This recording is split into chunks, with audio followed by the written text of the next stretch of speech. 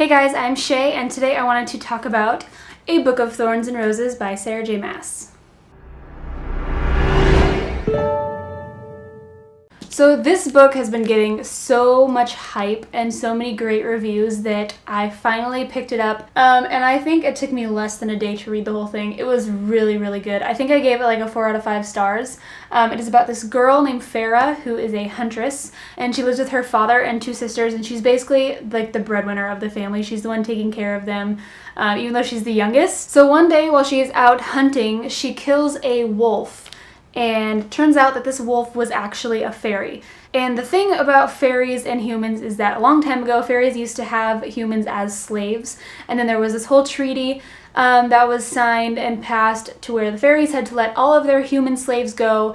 And so then they built up a wall between the fairy realm and the human realm. And now they live separately. And so it's really bad if you kill fairies. So anyway, another fairy named Tamlin finds out that Farah has killed one of his friends, and so he comes over the wall and he's like, hey, you killed one of my friends, so we're gonna exchange life for life and you're gonna come live with me. So that was interesting. So now Farah has to leave her sisters. They're kind of jerks, so I actually don't feel that bad for her sisters and her dad, and go with Tamlin to the fairy realm to live with him in his big, huge mansion. So if you couldn't tell already, this is a retelling of Beauty and the Beast with fairies. And so basically the story is her living with this Tamlin guy at his mansion, and she's learning all about like the fairy politics and like their history and just like all this stuff that's happened. And there's this curse,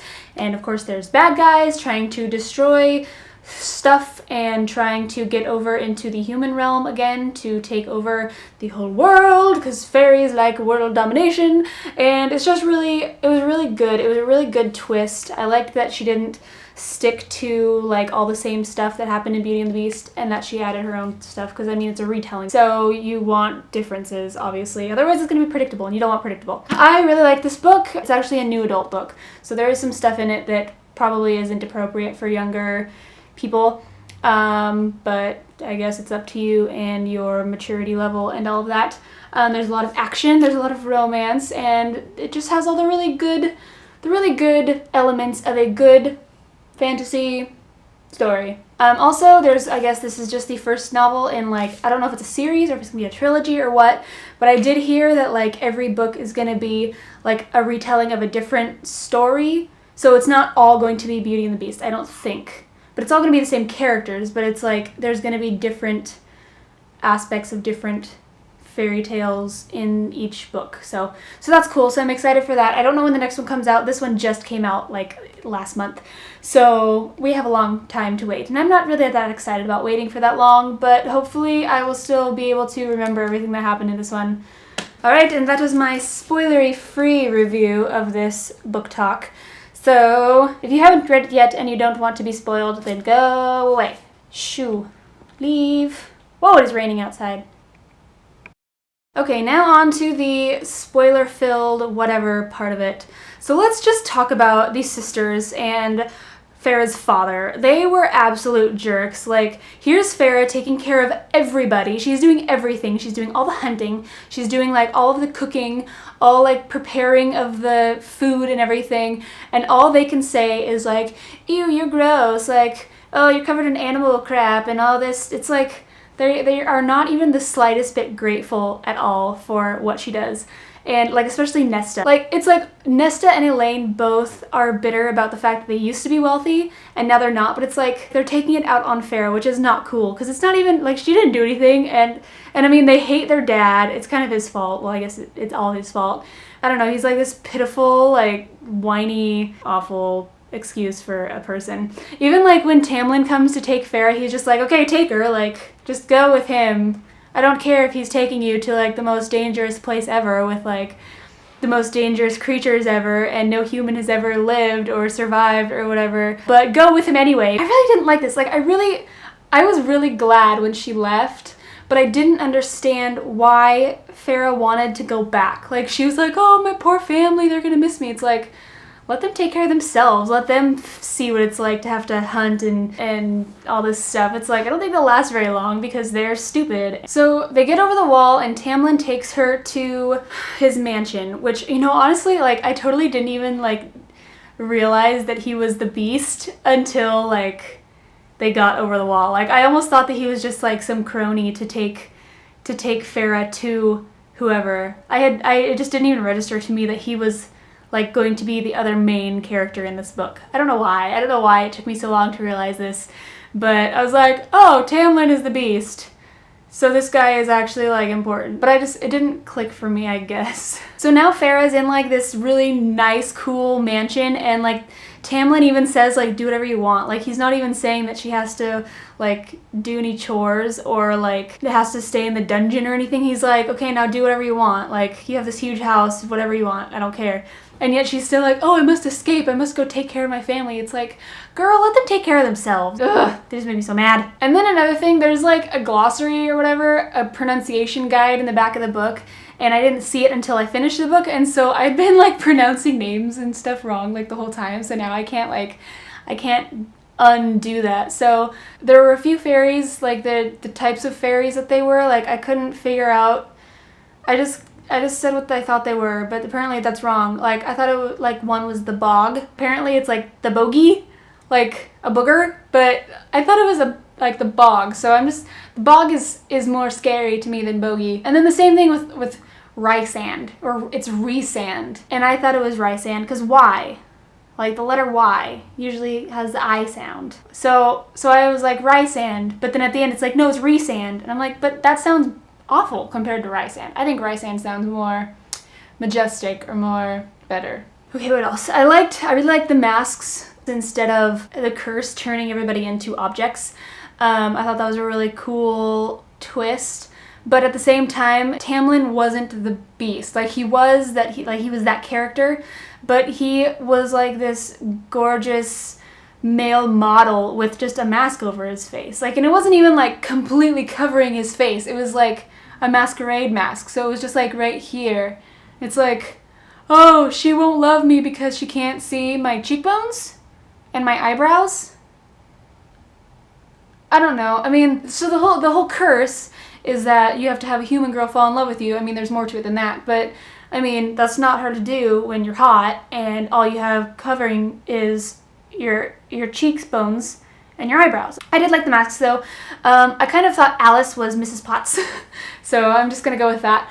But then who was Chip? Then also something that really bugged me was that Tamlin was just like too nice for the way that Farah was treating him. Like she was a jerk to him. I mean, I understand that he was like her captor and everything, but he wasn't really. It wasn't like he was like, I'm going to capture you and blah blah blah. It was like, you just have to come live with me and then you can do whatever you want. And she's like, oh, this is the worst thing that's ever happened to me. I don't ever want to talk to you. I don't ever want to see you. Like, he's nice. He's feeding you and he's letting you do whatever you want and all this other stuff. I mean, the one who was being kind of a jerk to her was Lucian, and she liked him better. Like, she actually talked to him more and did stuff more with him. And so I was like, why is she liking Lucian when he's being mean?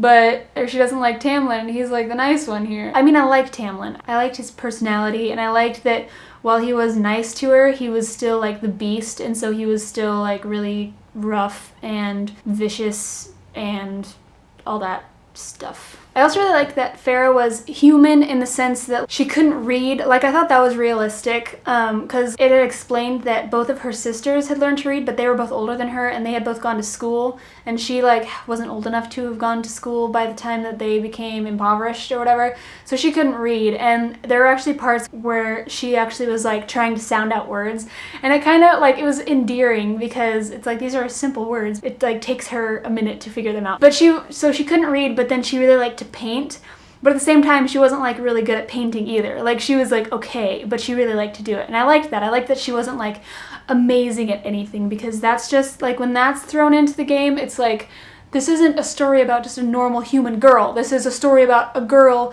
who is like either ridiculously beautiful or like amazing at hunting, or which she was good, but she wasn't like absolutely incredible, you know? She seemed like the most average heroine that I have ever read about, I think. And then for me, all of the fae seemed the same, like at least all the bad ones.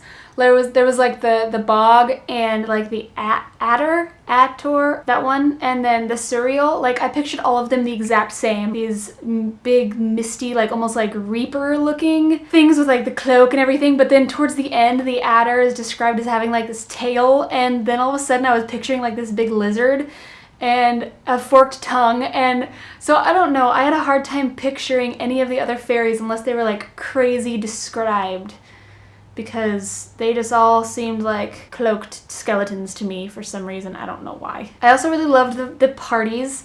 That first one was a little interesting, to say the least, but I really liked the summer solstice one where it was a lot more lighthearted and fun, and then Farrah drank the fairy wine and she got really bubbly and she got drunk, I guess. I liked the way that Sarah described like how the music influenced her, and it was all more enhanced and it was really like lighthearted. It was just that much more like rich of a description because Farrah was drunk, or I don't know, like that sounds bad, but I don't know, it was just a really cool description. I loved like that her and Tamlin watched the sunrise together, like that was really sweet, and it was just like a really sweet, fun party compared to like the spring thing. Like that was just like yikes, like scary and like and then at the spring one, that's when Rysand was first introduced, and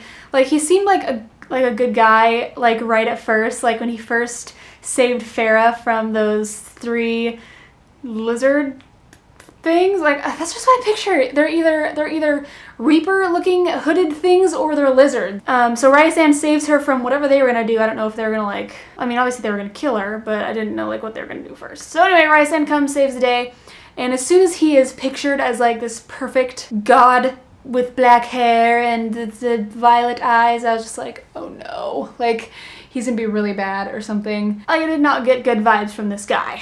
So then all of this really bad stuff is happening, and Tamlin decides that Farrah needs to go back to the human world, and I wasn't very happy about that, and she wasn't very happy about that, because like he had told her that he loved her and all of that, and she wanted to say it, but for some reason she didn't. I don't know why she didn't, because usually that's just what you do. When you're thinking it in your head and then they say I love you, you say I love you too. Like, and really, if she would have just said that, if she would have just opened her freaking mouth and done what she was supposed to do, said her feelings, then all of this would have been fixed, because that stupid curse, all she had to do was say I love you. Like, it didn't matter that she felt it. It only mattered if she said it. And then when she goes back to her family, they're doing great. They're in this huge mansion that's like almost the size of Tamlin's mansion, and like everything's back to normal, and they have all their money, and I was mad about that too, because they didn't deserve it. It was mostly Nesta that I just absolutely couldn't stand, and I still decided I couldn't stand her, but I will give it to her. She did know that like something was up. So I think that's going to come out in the next book, that I think she's maybe going to have another like bigger-ish part in the second book. At least I hope she does, because at first I hated her, and then all of a sudden this all happens, and then she's still herself, but like she really did care about Farrah. Like she actually went to get her. Like the glamour didn't work on her, so she knew she needed to go to the wall and try to get over the wall to get into the fairy world to save Farrah. And her dad didn't even do that. And that's again why I hate her dad. But then when Farrah leaves again, Nesta says like, don't come back. Like she says it like in her mean Nesta way, but at the same time she's saying it more like, don't come back, we can take care of ourselves. She was basically releasing Farrah from the promise that she had made to her mom. So I mean, that was really cool. I mean, I think Nesta, out of the 3 of Farrah's stupid family, Nesta I guess is my favorite or whatever. I liked the curse and like the whole history backstory with like Amarantha and everything like that. No, the curse was oddly specific. Like not only was it like you have to find a human girl and she has to fall in love with you, but it was like she also has to kill a fairy, but not only does she have to kill a fairy, but she has to hate fairies, and she has to kill the fairy when the fairy didn't do anything, and she has to you know, it's just like it was oddly specific. And Tamlin only had those 49 years or whatever. He sent her off like 3 days before the curse was over, which was lame, because he totally could have gotten the I love you out of her easily. But now she comes back, and Tamlin and everybody else is gone because Amarantha has taken them to under the mountain, all capitals. And so now Feyre has to go under the mountain to rescue everybody, which I thought was also really cool, because it's like this little weak human compared to all these like high fairies. So the whole thing that happened under the mountain, all capital letters, was really intense. Like the trials were crazy, and it was like all within the last like 100 pages of the book. And so I had like this much left, and I kept like looking to see how many pages I had left, and I was like, there's no way that all of this is going to be concluded by the end of this book. They're gonna leave us with some awful cliffhanger, and they're gonna make us wait till like another year before we get to continue on. But I was actually really surprised, and Sarah did a really good job at pacing it, because all 3 tasks were completed. The book ended really well, and I mean, it could almost be a standalone, except for like a few unanswered questions. But so back to the trials, like that first one with the worm was really creepy, and it was really clever the way that she got out of that one. Like I was almost thinking the same thing the first time when she fell into the pit, and she was like, oh, I'll use the bones as a stepladder. I kind of thought the same thing, like while she was down there, I was like, oh, break the bones and like use them to like climb up.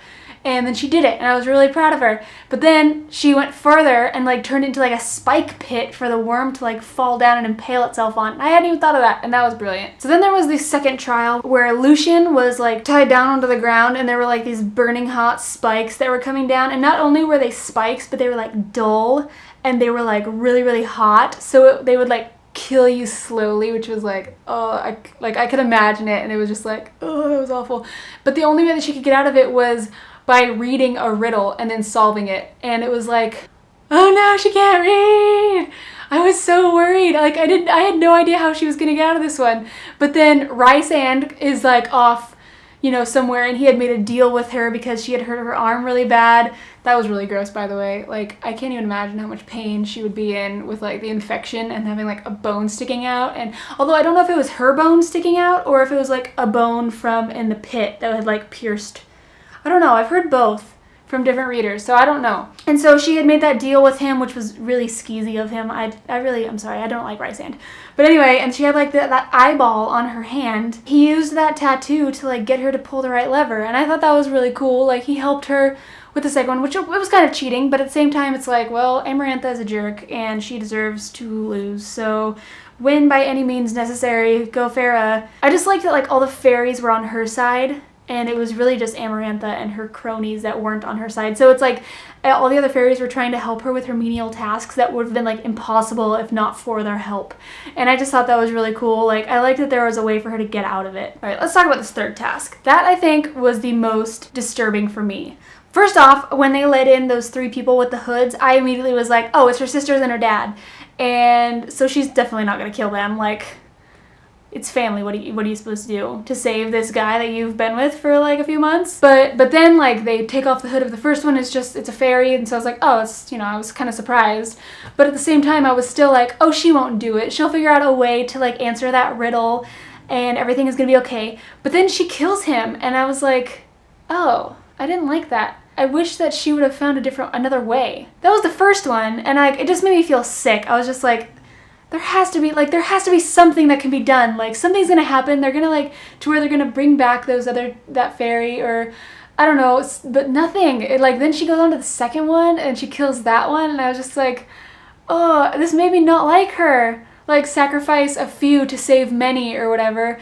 But it just bothered me so much. But then of course the third one was Tamlin, and then she just randomly remembers these few things that had been said throughout the book about him having a stone heart, which that was like kind of a long shot, in all honesty, for me. I was like, oh, you're gonna be wrong and you're gonna kill him, and then da-da-da, but anyways, apparently his heart was made of stone, so that worked out okay. But she still had 2 dead fairies beside him, and that was awful. So then she died. Like Amarantha killed her, and for some odd reason she was still alive. Like she was dead, but then for some reason she was seeing through Rysand's eyes.